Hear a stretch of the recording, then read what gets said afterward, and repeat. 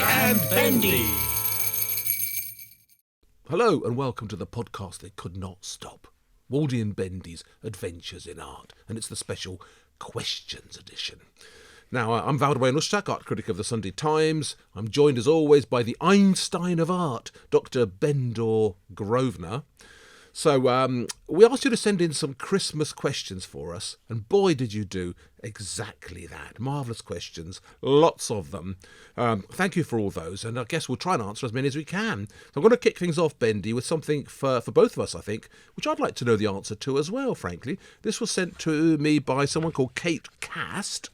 And she writes, "Hi, I'm a fan from Wiki Watchy, Florida. I didn't know there was a Wiki Watchy in Florida. There you go. Hello, Wiki Watchy. Wiki Watchy. I have a question for each of you for the Christmas special.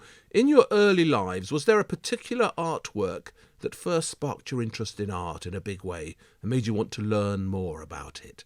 Then she says, "Please keep the podcasts coming," which we'll certainly try. But Bendy, what sparked your interest in art? Which artwork? I'm embarrassed to say, I came to art very late, so I have no childhood story for you. In fact, my mum and dad used to love going around National Trust properties and stately homes and all that, but I was one of those annoying kids who ran through to the cafe and the gift shop at the end. Couldn't wait to get out. So I don't have a single one. My earliest kind of art awakening was really going around the National Portrait Gallery in London. And it was while I was doing research for my PhD in Victorian politics. And I wanted to kind of get to know these people a bit better. So rather sadly, I went and had sort of conversations with them in those lovely old Victorian paintings of people with big beards and black cloaks. And I'm so indebted to the National Portrait Gallery for basically getting me into art. So, blimey, these are all your ancestors, right? The famous people with beards. All other Grosvenors who preceded you. So how old were you then? So you were in your 20s, right? Yeah, must have been in the 20s. I didn't do art history at school or university. In fact, I'm embarrassed to say I did my undergraduate history degree at the University of East Anglia in Norwich. And my halls of residence was directly opposite the magnificent Sainsbury Centre in Norwich, which is full of, Francis Bacon's and all sorts of great works of art. Yeah. And in the 3 years I was there, I never set foot in the place because I just thought art wasn't for me. That's appalling, Bendy. I'm surprised by that. I mean, you've certainly made up for it since with your profound knowledge of everything. I'm the opposite. I am the exact opposite, Bendy. So I grew up on a Polish camp, right? And without wishing to be too melodramatic about it, I mean, it was quite a glum upbringing. We were all crowded into these Nissen huts. It was all very bleak. And one of the few rays of sunshine in my life at the time, in between the dogs getting bathed in the only shared bath that we had, all that stuff. My cousin used to come round, and my cousin had somehow or other got into Winchester School of Art, and he would draw stuff, and he would get a blank piece of paper, put it in front of me, and to sort of entertain me, because I couldn't afford any toys in those days, Bendy, to entertain me. I know, but he used to draw stuff, and the magic of art, where you start with a piece of paper, blank paper, and somebody comes along and scribbles on it, and it's a tree, or it's a face, or it's Jesus Christ, or it's a landscape. And he was talented, and he still is. He's still alive. Tadeusz Manje lives somewhere in Somerset. Fabulous artist, still there. The biggest influence on my life, really, because he brought sort of joy into what felt like darkness, and he brought a sense of the miraculous into me. And then later on, when I was very young, we moved to Reading, my hometown, Reading, and my mum, we all lived in one room. My mum found a little space under the stairs for me, and I would get this magazine called Knowledge, and I'd cut out pages from it, pages with artworks on it. I was sort of 7, 8 years old, and they were beautiful things. I think like paintings by Van Gogh, paintings by El Greco, also modernist stuff, paintings by Mondrian, El Lissitzky. So these things just filled me with joy and seemed to sort of somehow offer not just intense pleasure, but also relief from kind of rather glum daily life. So, the risk of sounding like someone out of an Ibsen play, art really did, I guess it saved my life, and it certainly gave me a direction and pointed me towards things I never imagined in my youth I would be able to enjoy and see and visit. So I'm really grateful to it. So so Kate Cast in Wixie Watchy, Florida, where I'd love to go one day. There you have it. My rather sad story. Bendy, what's your beautiful question? Story, Mark. Beautiful story. Yeah. Let's keep on the festive, cheery note. P.K. Munro. Who are the greatest painters of snow? Oh, Do you know? that's a good one. Well, there's some obvious ones, aren't they? I guess Bruegel would have to figure, wouldn't he? Because he did paint a Yeah. lot of famous pictures of snow. So there's the Hunters in the Bruegel Snow. the Elder. There's all Yeah. those pictures of villages in the snow. Bird Trap. I mean, yes. I'll tell you what, though. I once did a big series about the Impressionists, right? And one of the things we did in this series, I tried to kind of bring things alive by pointing out what art was doing at the time in terms of practical things, like sort of new paint tubes had been invented, new mass-produced brushes were available, people were able to go and paint al fresco in the land because they had portable easels and little painting sets they could take on the train and zoom off to other places that were far away. So the whole setup of art was changing, and the Impressionists took advantage of this. And one of the things we did in the series was we tried to work out why the Impressionists painted snow as purple.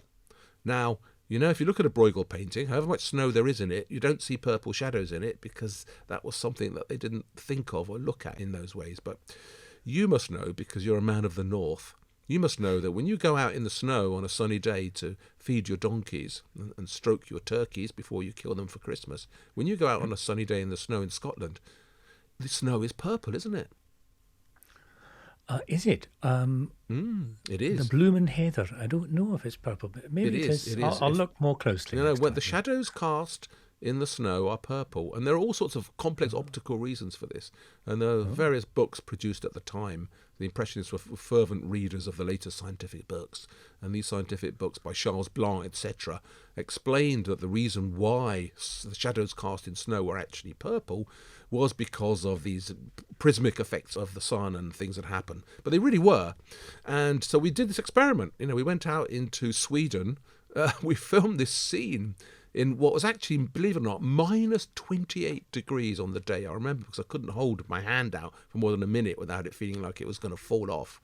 And we filmed this scene in the snow, and a beautiful scene where you can see all the sort of shadows being cast by things as being bright purple. And we explain the scientific origins of it, which I have. So I must say I've slightly forgotten the details of it all. But if you go and see my Impressionism series, you'll find it in there. Anyway, the point is, the Impressionists were great painters of snow. Pissarro was a great painter of snow, and of course Monet was a great painter of snow. You know that fabulous picture he did of a magpie sitting on a gate. You know, that's beautifully done. Look at the snow in Impressionist paintings, you'll find it's purple. So for me, the most truthful, the most interesting and most joyous painters of snow probably rank among the Impressionists. And just because of their accuracy, they might possibly be slightly more honest about it all than even as great an artist as Bruegel. Yeah, very interesting. I think I find it hard to beat Bruegel, and that's having had a sublime moment in front of his Hunters in the Snow in Vienna. But I think actually the best painter of snow in all Western art is a Norwegian fellow, and I'm going to appeal to producer Thea here, who is Norwegian. He's called, later 19th century artist called Fritz Thaulow. Now, I may be mispronouncing that, Thea. It is spelled Thaulow. Thaulow or Aulo. Anyway, he is probably best known for painting water. He paints, I think he's also the best painter of water in all Western art, weirdly enough. So he has this lovely kind of glassy, rivery scenes where you can see all the swirls and eddies. And he is also an exceptional painter of snow. And he must have been surrounded by a lot of it in his native Norway. Well, there's a whole bunch of those Scandinavian painters, wasn't there, around that time, the end of the 19th century, beginning of the 20th, who were doing great things with that northern light. Yeah, Taulow's a great painter. Listen, next question.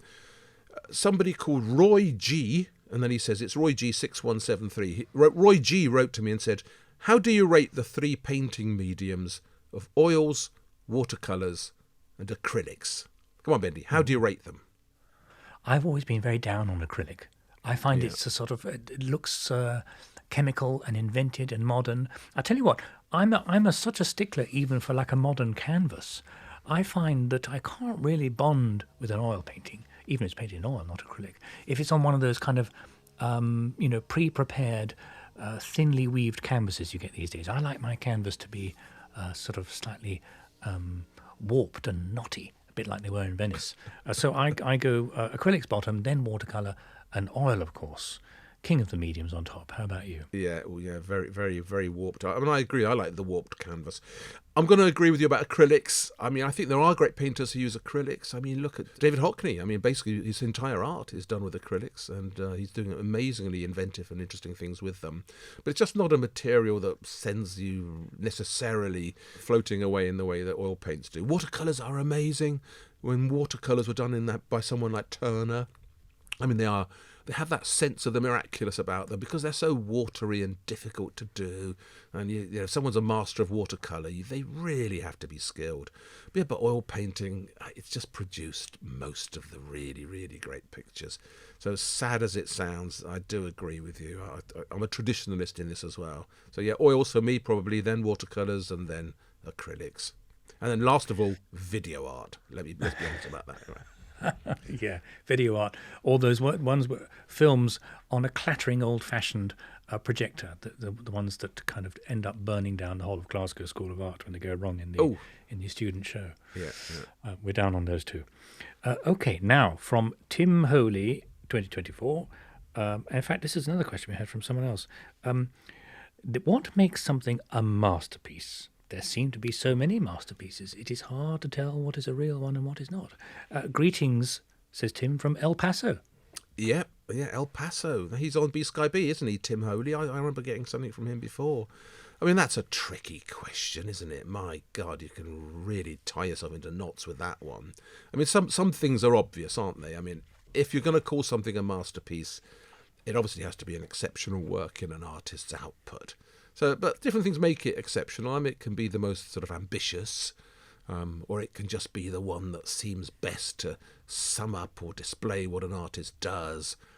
And of course, the really great artists, I mean, they basically dealt in nothing but masterpieces. I mean, the original meaning of the word is, of course, the work that you gave in as the best example of something that, you know, in the original guilds, your masterpiece was what you presented to them to prove that you deserved to be there. So it was always thought of as your most eloquent, your best work. But if you look at someone like Rembrandt, I mean, for heaven's sake, you know, the Night Watch is usually thought of as his best picture, and most people would call it a masterpiece. But to my eyes, it doesn't quite have that spirit working it, which is what I really like about Rembrandt. For me, Rembrandt is an emotional painter. He's an incredibly brave painter. He's so flexible and so inventive in the way that he actually applies marks. And some of his other pictures that were later and looser, like The Jewish Bride, for instance, for me that embodies Rembrandt in a dramatic and moving way that perhaps The Night Watch doesn't. But then, you know, you look at Michelangelo, you can't argue against the Sistine Ceiling. It's just so much more than any other artist could have ever have done. It's such a fantastic feat of endurance, such an amazing set of ideas working away at it, and an extraordinary bit of imagination. And everything about it just screams masterpiece. So I guess there's two ranks of masterpiece. There's the really obvious ones, such as the Sistine Ceiling, and there are the ones which perhaps best embody somebody's talent or their flavour or their mood, and which really pulls you to them. I guess that'd be something like that. My vague answer. Yeah, the question of quality in art is so subjective, isn't it? And this applies whether it's by a master or indeed a mistress. And one of the trends in modern art history as an academic subject is to move away from any question of what they call value judgments, that is, deciding what is good or bad in art and whether one picture or artist is better than another. But I think it's something we have to fasten onto because it's what artists were aspiring to achieve themselves and making us think, oh my God, that's a real cracker.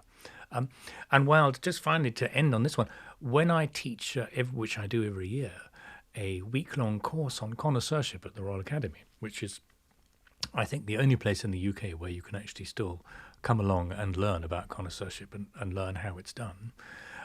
One of the things we focus on is this question of quality, because obviously when you're trying to tell the difference between an original and, say, a copy of something, then if you can have an eye for quality, then it makes that job much easier. And it's very difficult to describe, but essentially it just kind of sings to you. And one of the ways I teach this is principally through portraits. because I think portraits are a way in which we can almost instinctively come to have an idea of what is good and is not good in art, because we read them in a kind of human way. You know, a really beautifully painted face by Van Dyck, or perhaps even William Dobson, kind of, it just works in a way that a copy doesn't, or a portrait by a less good artist doesn't. So it's very subjective, but really the answer comes to you if you look at enough paintings for long enough, I find. That's right. I've just done a piece for the Sunday Times magazine. Someone asked me to write something about how do you look at art? You know, what are the things that you decide upon when you look at it that make it good? And I said a couple of things. One of the things I believe very, very firmly is that you should decide whether you like something quickly. Now, that's not the same as saying that you have to hurriedly look at it and make your mind up straight away. What I mean by that is that whatever that artwork is doing to you, it has to trigger things that are part of your life and part of your optical experience. Yeah, the visual arts are called the visual arts for a reason, and that's because they're about the way you see stuff.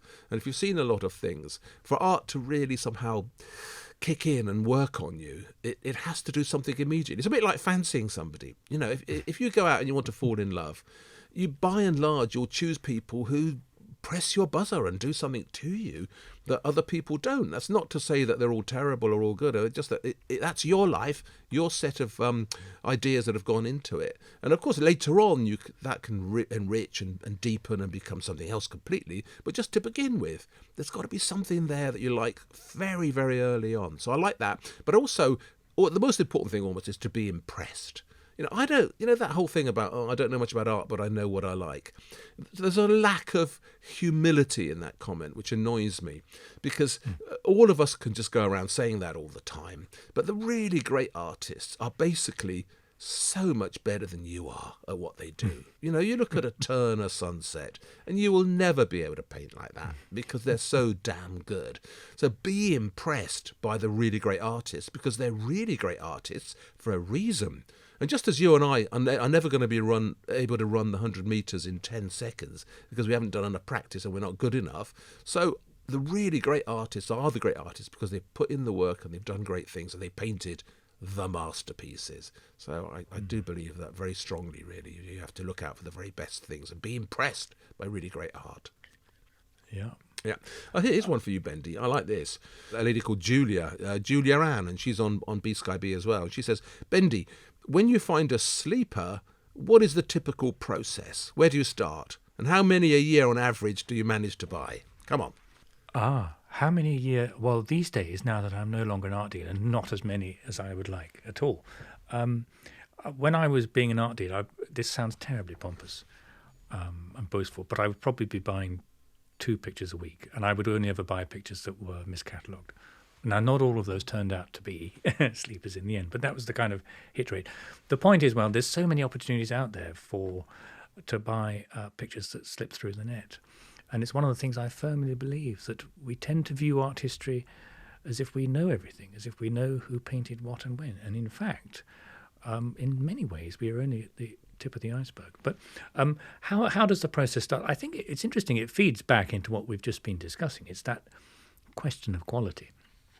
And I obsessively still, even though I'm not dealing, every day will scroll through auction catalogues online, and I'm just waiting to see something that strikes me as having good quality, and which I also recognise. So connoisseurship, which is the skill of being able to tell who painted a picture without necessarily having the name on the label, comes from the Latin term cognoscere, to recognise. So it's just that basic function.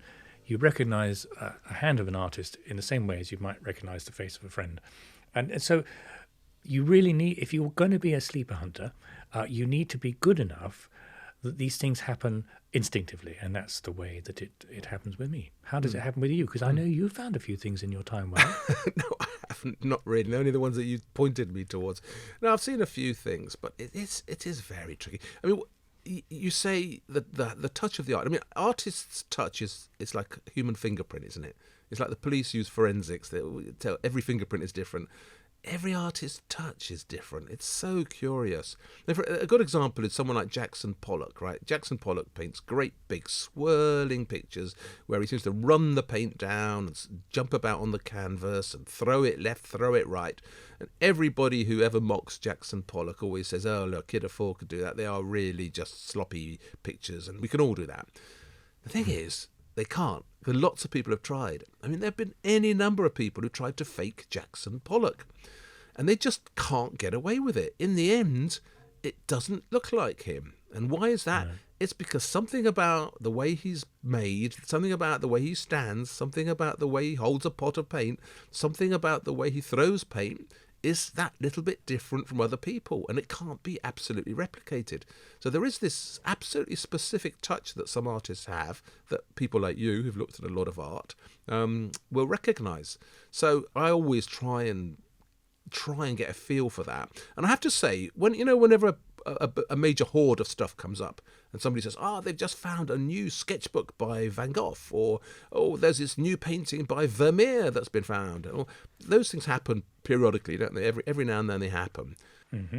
My record of saying, no, that's not right, there's something not right about that, is pretty much 100%. Time and time again, I've looked at them and thought immediately, no, there's something not right about that. And it's to do with this touch, there's something about the fight. If you've seen a lot of art, you can sort of tell if something is right or wrong.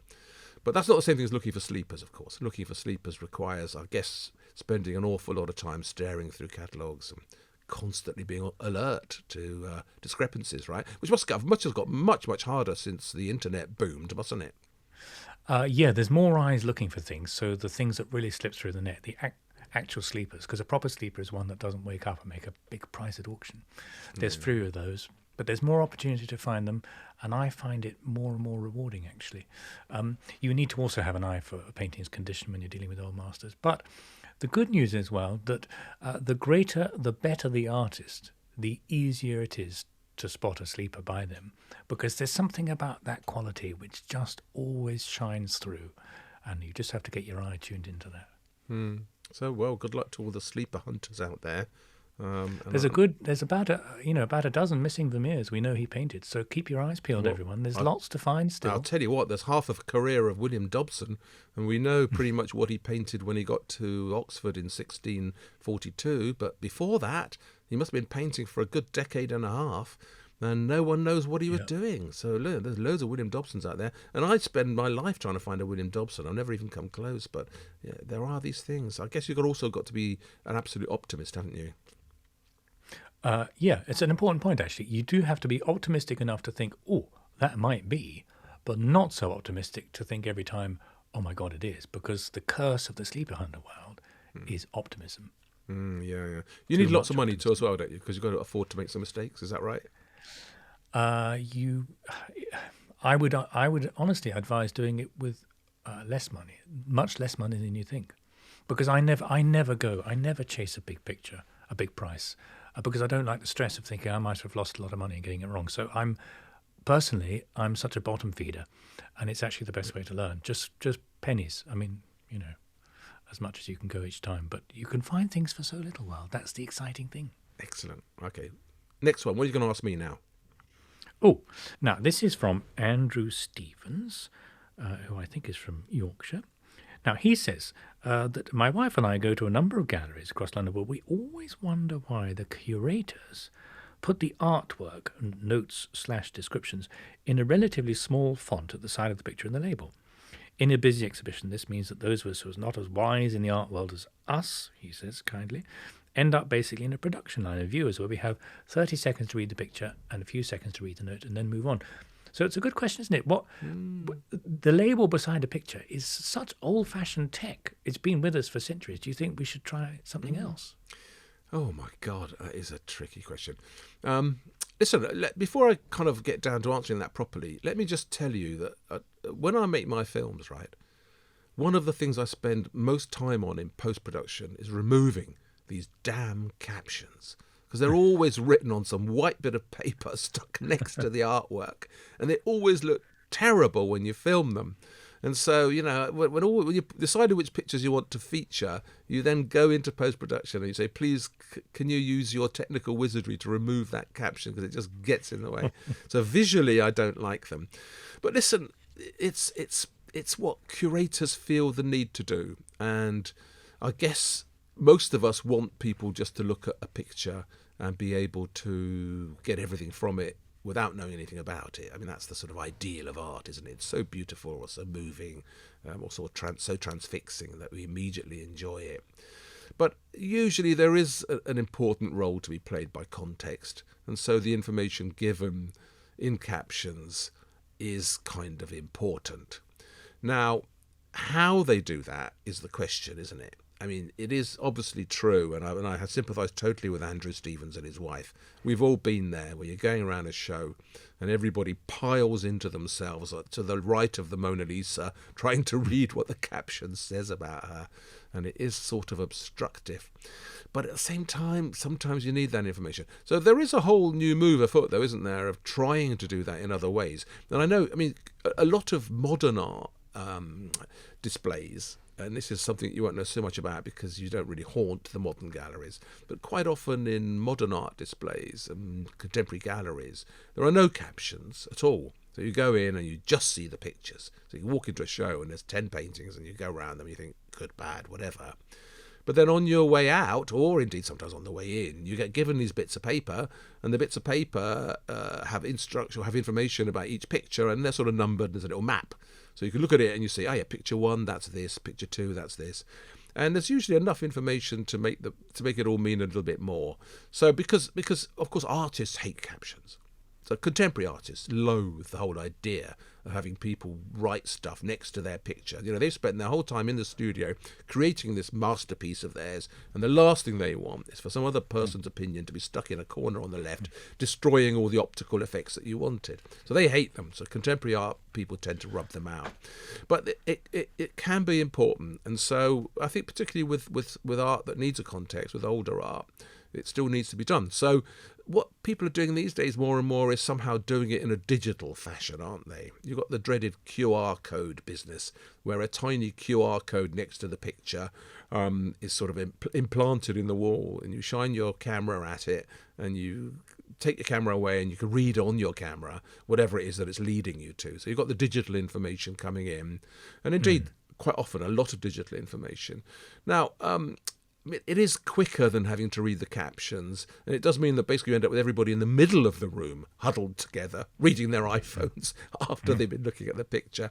But I guess it's the way forward. Listen, AI is going to sort all that out, isn't it? I mean, there's going to be something done in the future where nobody's going to have captions. The picture will be there, and somehow or other the information will be beamed into your brain via some AI magic. With our voices. Yeah, and your voices. You can definitely hear your voice. You've got this beautiful voice. Everybody knows you've got a voice like melted Belgian chocolate. You can be beaming into their ear, telling them information. Because that's the other thing that goes on. Of course, everybody goes around nowadays with headphones, and the trouble with that is they tend to listen to the headphones and not look at the work, I find. Have I ever told you about the time I went round the Palm Springs Museum? In Palm Springs, and they've got a fantastic collection of stuff there, and they had famous actors and celebrities doing the voiceovers for their audio displays or their audio systems.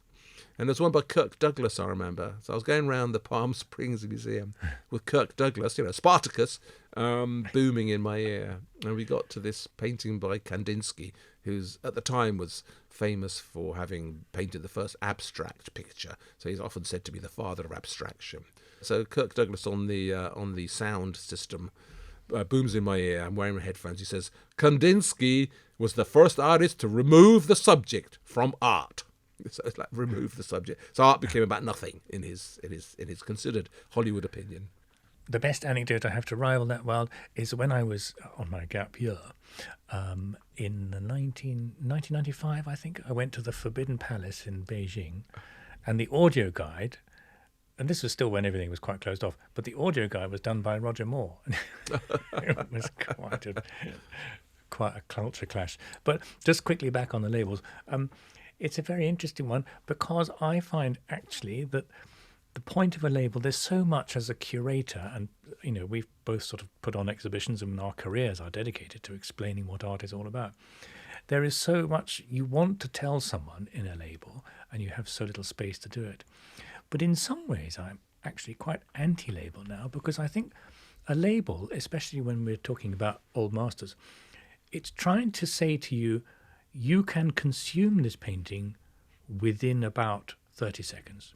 It is possible for me, as the purveyor of all wisdom on this painting, to tell you what it's all about in 30 seconds. And I think that's doing both the viewer and the art a disservice. So, for example, in the main episode for our Christmas special this week, we discussed a number of pictures, one of which was an Adoration of the Kings by Peter Bruegel the Elder. And we both decided that it's so subtly painted by Bruegel. He's giving you time. The more time you spend with it, the more meaning you find. And the point is, it's not immediately served up to you on a plate. And a label kind of implies that paintings and art always has a message and a meaning ready to be served on a plate up for you. And I think sometimes actually a brave museum might be just take all the labels off and say, I'm not saying there's, a right and wrong answer to every picture and there's multiple meanings for everything. There usually is a right answer. But the question is, as a museum visitor, someone who's going around to appreciate art, I think your appreciation of it might be heightened if you are not already told what it's supposed to be about. Oh, I don't know. I like to have a bit of context, Bendy.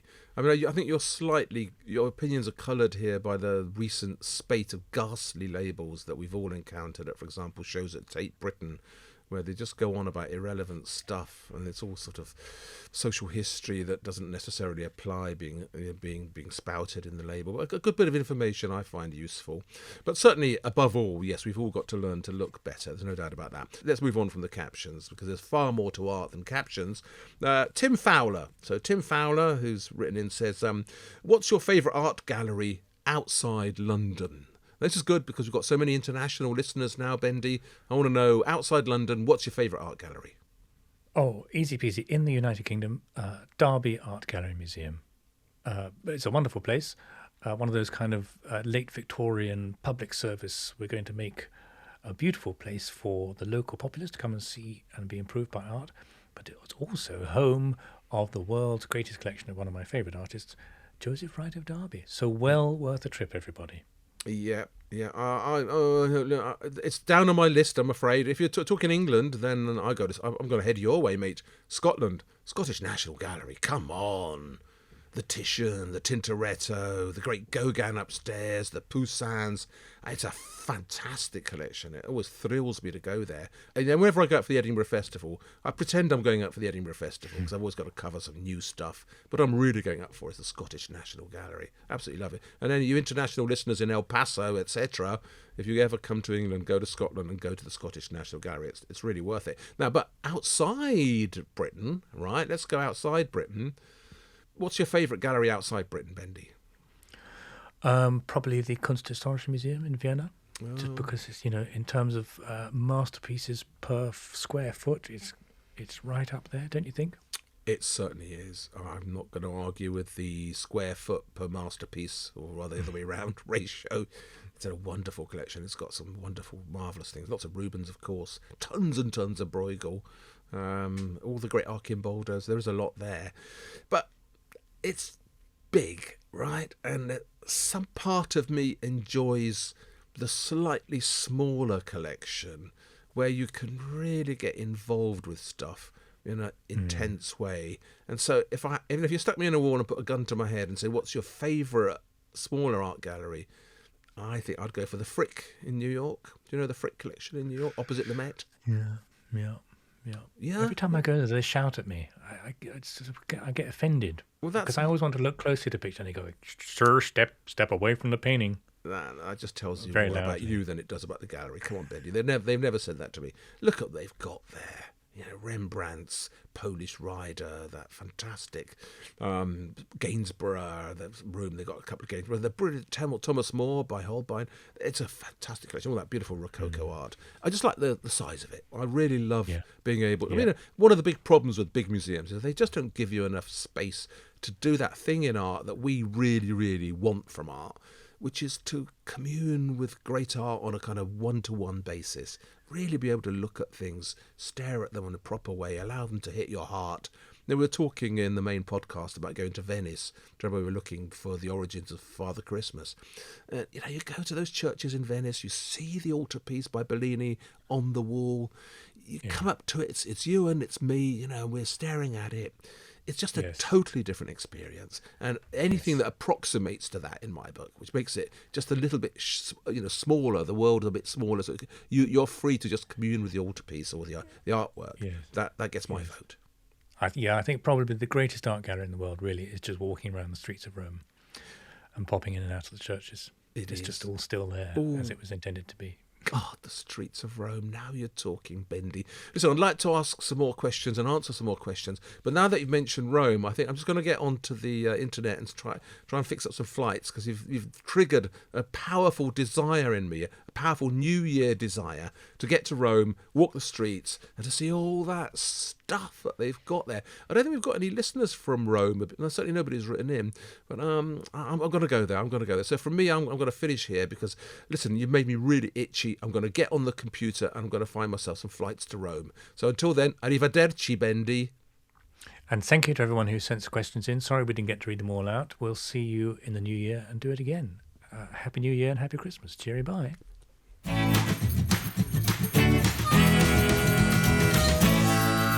Waldy and Bendy.